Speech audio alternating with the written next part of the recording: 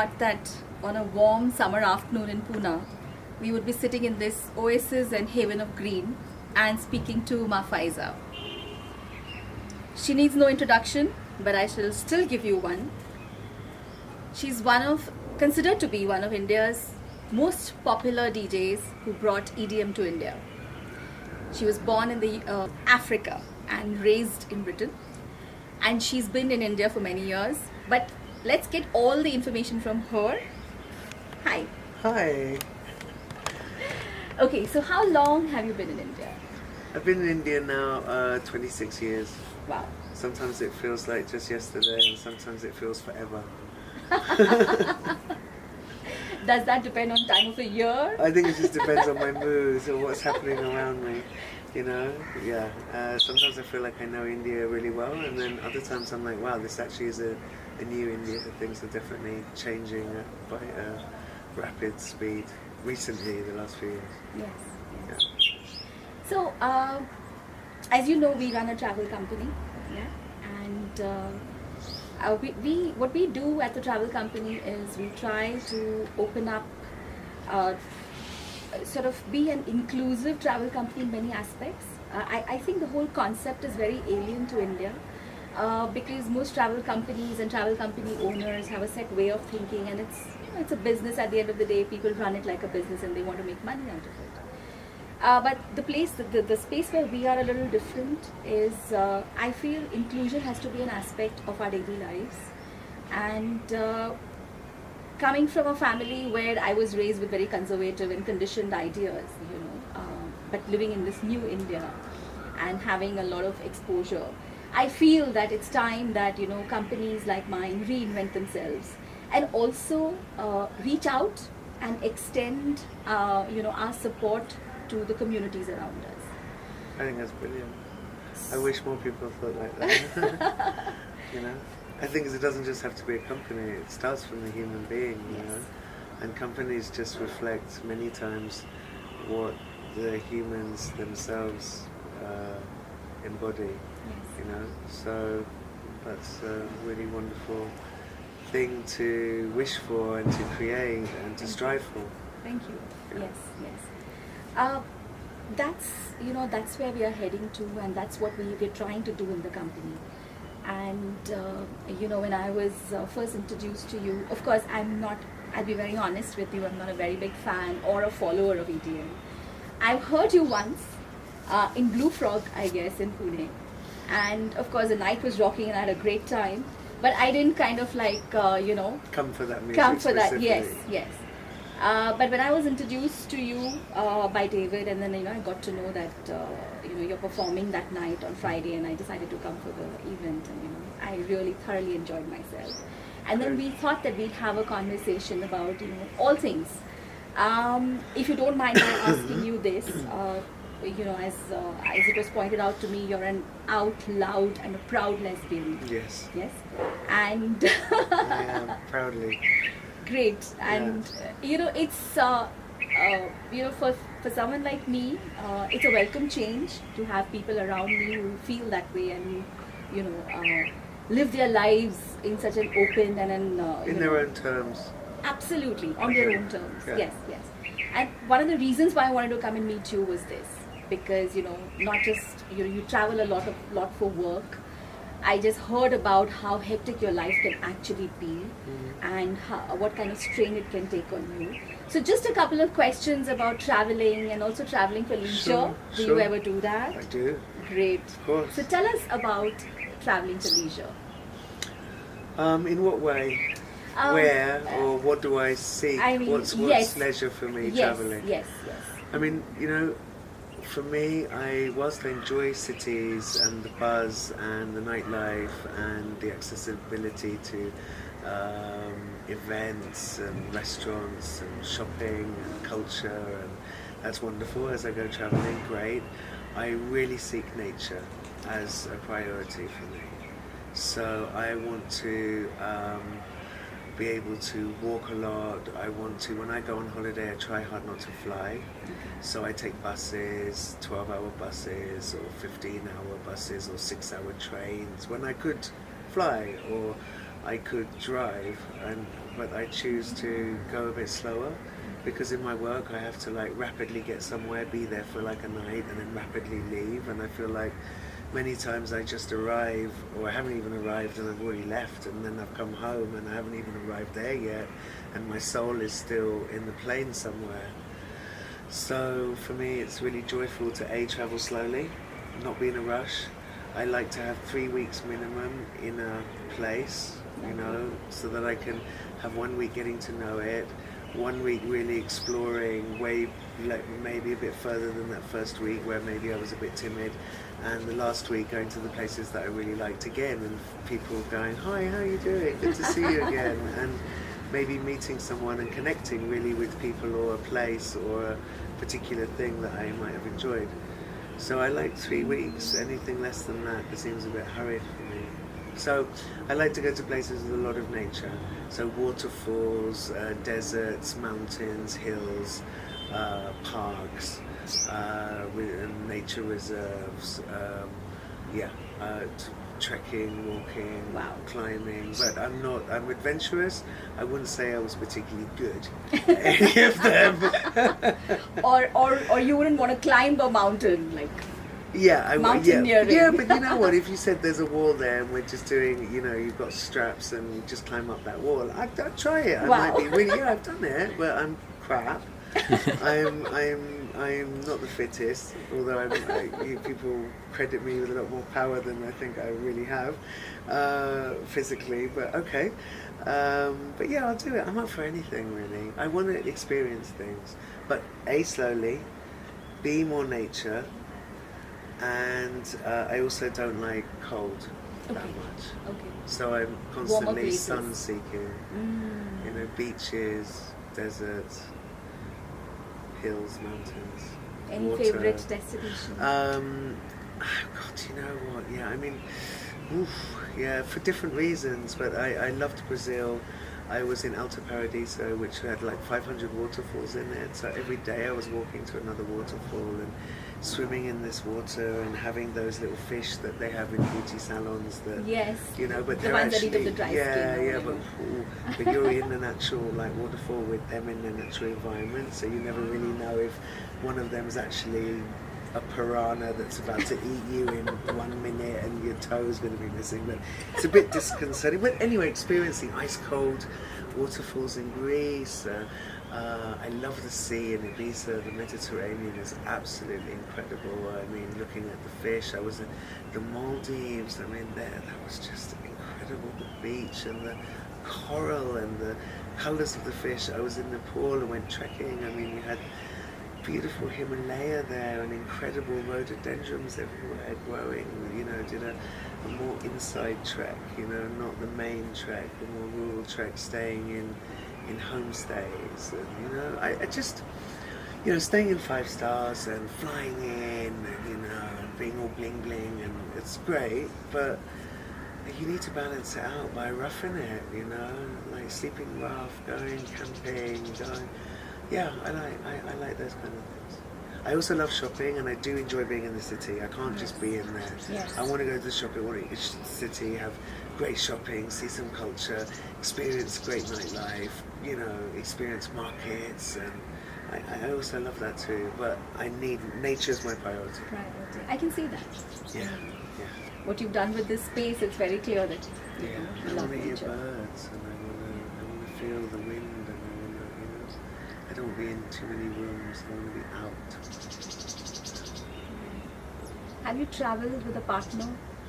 I have. I did a lot of traveling with different partners over the years, and I enjoyed that. Or I've traveled with my friends. I also have done a lot of traveling alone, Okay. and I have friends all over the world. So I mean, every summer when I go off for 3-4 months, I travel alone, and I've been doing that journey alone for 20 years. So whilst I connect with all my friends and I meet many people and new Wonderful. people, but I go on the journey on my own. I also need that. You need that aloneness to process, you know, all the time I spend with other people and all the energy exchanges that I have, and also that time alone gives me time to reflect and maybe find new ways of expressing myself, and to be able to be a bit more of a leaf in the wind and just go with the flow of staying one night here and then okay, maybe staying one more night, and then so not really having a plan because my life's quite scheduled. Yes. So I really like being like, okay, we'll go there, and I don't really know what's going to happen, and I don't actually know where I'm going to go, and I don't know where I'm staying, and I don't know how long. How refreshing! I know how wonderful that is. Yeah. Like when are you leaving? Oh, I don't know. Maybe whenever. A few days, or a week, or not at all. Wow. I just love having that freedom. It's so powerful and rejuvenating where you're not like, okay, on Friday I'm here, and on Saturday book the flight there, got to be at the airport there, got to do that. I can choose to, and before I used to be like, okay, if I go on holiday, I have to have wildly exciting holidays. Yes. And now I'm like, even if I just slept the whole day, that's also beautiful. If I just played the guitar for an hour or read a book in a whole day. So I don't actually beat myself up for not doing anything wildly exciting when I'm on holiday. I think a lot of people do, they push themselves. Today we go here and we go there tomorrow and we go there, and you're just like, oh my god, this is like, sounds like work. Yes. So for me, no plan, no agenda, no companion, maybe companions for bits of it, my own autonomy, and not really know what I'm doing. I like that. Wonderful. Yeah. So in India, the whole idea of women traveling by themselves is just catching on. Okay. There are a lot of women who venture out by themselves and what we call solo traveling, which is what you've been doing. Mm-hmm. So, I came to India first time solo traveling. I was 23. oh really? Yeah. 6 months Was traveling all around India. Was that considered very brave at the time? Considering, the image that India had as being in a very unsafe place for women and all of that. I think 23 years ago it wasn't seen like that actually. It was, I think, a lot safer in some way. Well, I don't know if that's the right way of putting it. No, it wasn't a problem. And I think when, growing up not in India, you are given a whole set of different tools, and you are, from very small age, encouraged to be fiercely independent and not dependent on anyone. Right. So no, I don't think my parents were. I don't know, so long ago now, God knows, I've forgotten half of it. So I came travelling for 6 months. I did most of India alone, travelling 6 months, not speaking Hindi, not eating Indian food. It was a really eye-opening experience. I was in Varanasi, I travelled everywhere. I was in the mountains, I did a lot of travelling in the 6 months. Went to many different states, and I think solo travelling when you're not from India, I think where it's not. I have a friend's daughter. She's just come from Israel. She's 20. I knew her when she was 6 years old because I've been to Israel many times to perform and stayed with her family. And she just came to India and she's doing 1 year travelling alone. She's 20 years old. She knows how to shoot a gun, she knows how to make amazing food, she knows how to stitch and sew because she's a designer. She's really independent. She didn't even need me to book tickets for her. She was like, yeah, I'll just book it online by train. I'm like, do it for you, babe. It's easy. I'll do it. She's like, no, I can do it all myself. So, but I don't know that, I think it's a new thing for Indian society. Yes, it is. It's a new thing. It's catching on. There are a lot of women who have the desire to explore by themselves, and a lot of women are now, sort of stepping out from those confines and the boundaries. Reality, yeah. Yes. But it is hard for many women to be especially on their own. and especially if they're married or have children, or even if they're not, then you're never really encouraged to be alone. You're not encouraged to live alone. You're not encouraged anything alone. It's all about family. It's family. Right. Absolutely. And also you're really told it's not safe. Whereas if you're given the tools to make yourself safe, you can be safe everywhere. Yeah. Because being safe is a state of being, isn't it, really? It's, watching and being alert and not being very naive. Yes. But also staying open and trusting, but being sensible. Yes. And there you go. you're Yeah. safe. Yeah. Okay, Yeah, it's you all know. about the balance. Yeah. You know, at the end of the day, yeah. But there are these certain skills that you only learn on the road. Definitely, right? but I think mean, everyone should. Like Yes. in the like in the UK at that time when I came, everyone was doing that gap year before you go to university. You Yes. finish college, Yes. you take a year out and you travel. You know, and a lot of countries do it where young people are actively encouraged, even by their parents, to say, okay, now go see the world. Now go come back with some skills of real life because welcome to real life. Yeah. And it's actively encouraged. I don't know that is actively encouraged here. But I think everybody should do that. Every child should go through this experience of exploration on their own with the knowledge they've been given to try and build the tools that they'll need for being an adult. Yes. Yes. Because when you travel, it broadens your reality, it opens your mind, and you meet so many different people. You're challenged on every level because you're a visitor. It's not your place, it's not your language, it's not your home. You may not know anyone. You don't know how to talk in that language. You don't know where you're going. You don't know anything. That's really exciting, and that can really develop skills in you of being able to communicate with anyone in any language at some point. And now we have the phone, which can do it all for you. But still, you have to get around. You have to be patient. You can't just get irritated, and you have to deal with it. There's no Yes, one who's going to deal with it. Absolutely. If you can't get on the bus, well, then you're not getting on the Yeah, bus, are that's you? it. That's it. You can't call someone up and say, oh, I couldn't get a ticket, and the queue was so long, and they pushed me out of the way, and I've been queuing. Can you buy the ticket for me? There's nobody. There's nobody. Absolutely. Deal with it. Absolutely. Cry, scream, sulk, be I sad, know. do whatever, but you're going to deal with it. I know. Whatever comes, you got to deal You with gotta it. deal with it. And that's really, really powerful. It's a life skill. Absolutely. And Whatever, bring it on. You find a solution because it's very challenging on the road. Millions of things go wrong. Every moment, you buy a ticket, you fall asleep, you wake up, you're in somewhere else. It's the middle of the night. Now you have to go back to where you were supposed to go, but you don't even know where you are. You're in the middle of a highway. It's 4 a.m. No one speaks your language. Oh. But you survive to tell the tale, and in the moment it's really like, and then afterwards you're like, ha ha, that's so funny. Ha, ha, ha. And 1 year later you've forgotten the story because there are loads of others that have just come up. I think it's so important. It is. It is. And the whole gap year concept is catching on in India as well. Thank I know a goodness. lot of parents, peers of mine. Indian kids might be able to do their own washing and cook their own food. That's like an incredible life skill for an Indian kid. Yeah, especially Yeah. the men. Oh yes. So this was a great conversation. Thank It you so was. much for your time and for your insights. Extremely valuable. Thank you. And of course, for my understanding as well, I know you're an artist, and I know you have a very hectic lifestyle. And of course, the understanding that that it is possible to take time out for yourself, Absolutely. travel the way you like to, Yeah. and to make the most of it.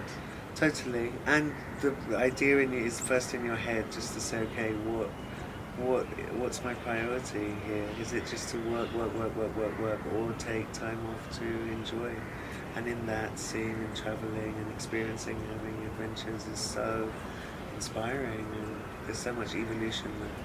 So I think everybody actually has a duty to themselves to take as much time out to travel. Yes, Yeah. I agree Yeah. completely. Thank you so much for your time. Thank you. Thank you.